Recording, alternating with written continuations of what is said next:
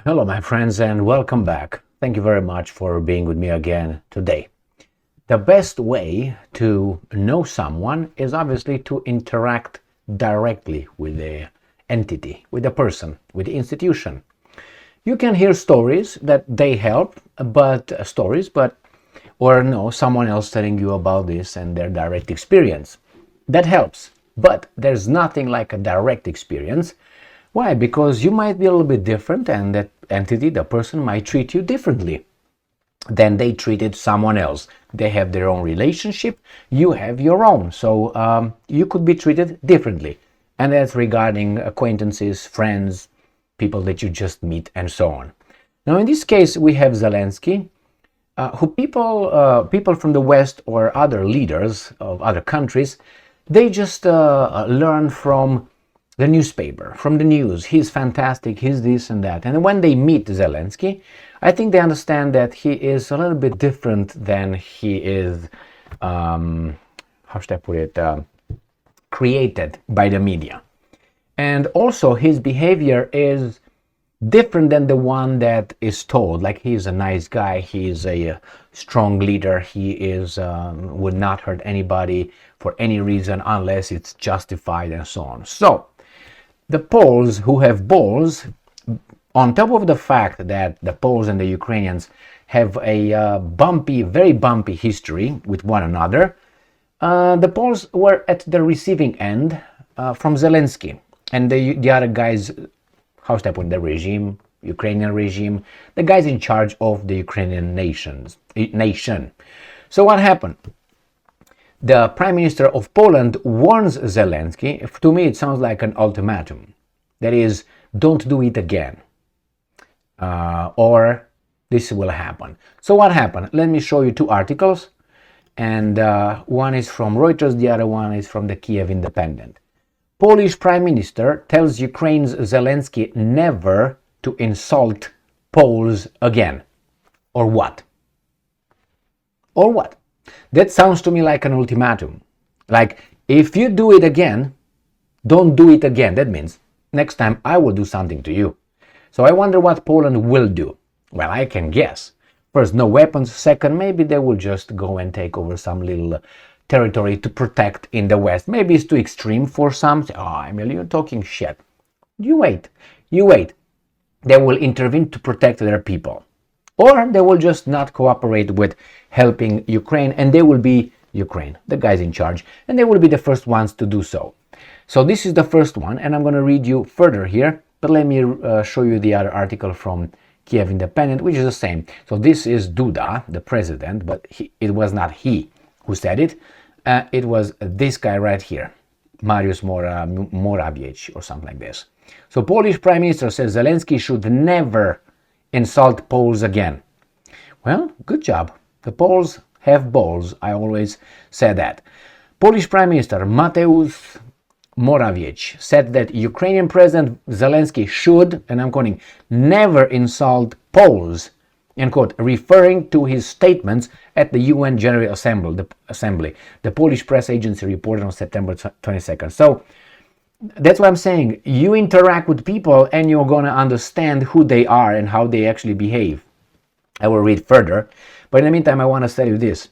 The Ukrainian idiot, the idiot in charge of Ukraine, okay, my bad. I swallow back what I said. So the idiot in charge of the Ukrainian nation embarrass you in public, and then he's going to apologize in private. Never accept that. Never. If someone insults you in public and the insult remains unanswered by you, okay, when he's gonna come in private and apologize, do not accept those apologies. Tell him, no, Gigi, this is the way we're gonna do it.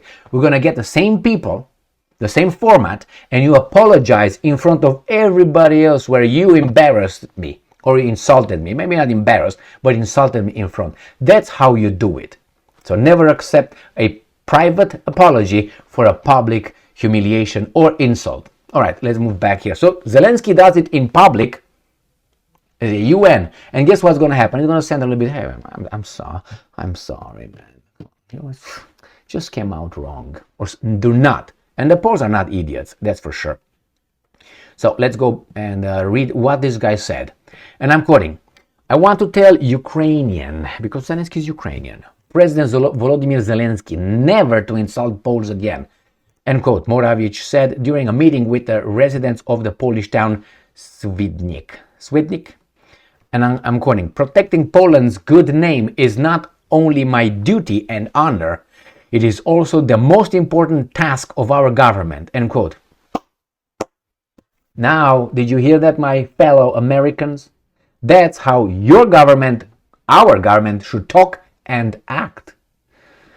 If they can't talk like that, at least to act like that. I don't want them to be sweet, be kind. I want them to get the job done. And if you could be sweet, talking sweetly, and having the job done, that would be the perfect combination. But if I have to pick between the two, I want things done, even if it's in a rude way, like Trump. I would say, what did he do, Emil? Well, what did he do? What did they allow him to do? His own party. Remember when he asked the money for the wall? His own party blocked him. So yeah, and then more than that. Now, during his speech at the United Nations headquarters in New York, Zelensky called out the quote-unquote alarming behavior of Ukraine's partners regarding the grain import bans. The president said these nations are inadvertently aiding Russia by their actions. While not naming specific countries, the statement came shortly after Poland, Hungary, and Slovakia said they would prolong their import restrictions. In protest to Zelensky's statement, the Polish government summoned Ukraine's ambassador to Poland, Wasyl Zwarich. Moravich also said during his Swidnik meeting that Russia's war against Ukraine affects the security of the entire Europe. And I'm quoting, we know this and help by sending weapons. Trala. All right, so let's see if the other guys are saying the same thing. This guy's like something. Look at that guy. Why do you think he's over there? Make sure this guy. Yeah, okay. So that's insult. Tried not to insult Poles, maintaining harsh rhetoric.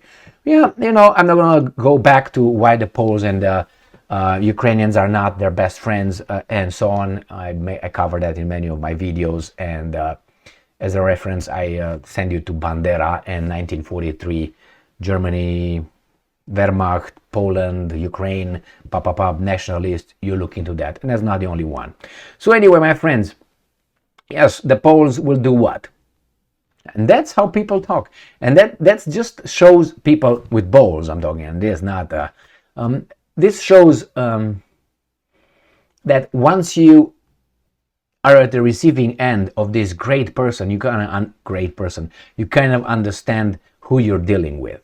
So I think the Poles had no illusions regarding Zelensky Stein from the very beginning, but they had to, because their interest was, let's hit Russia with these idiots, and then after Russia falls down, then we pretended we are the saviors of the universe, which they kind of helped a lot.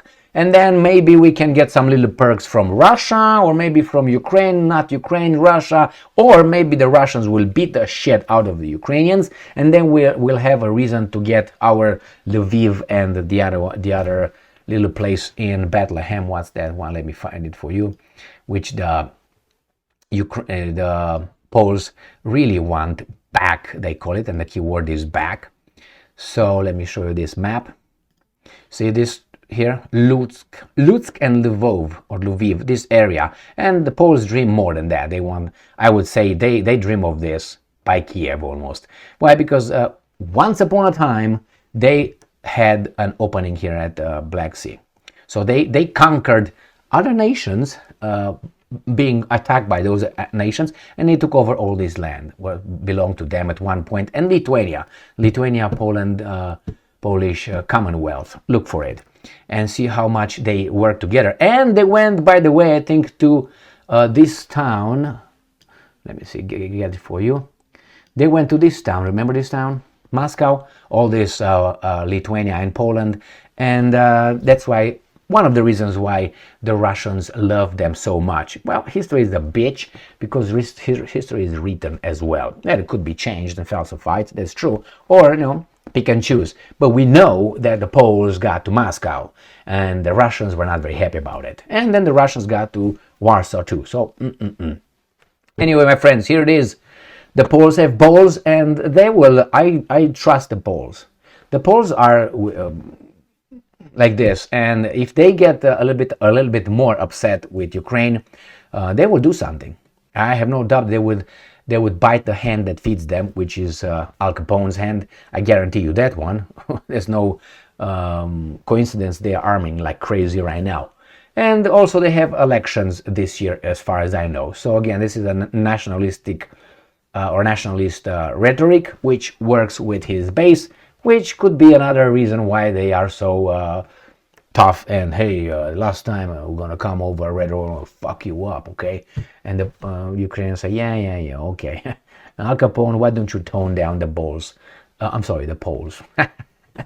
Thank you very much for being with me again today. Stay strong, stay smart, look for the truth, and be just.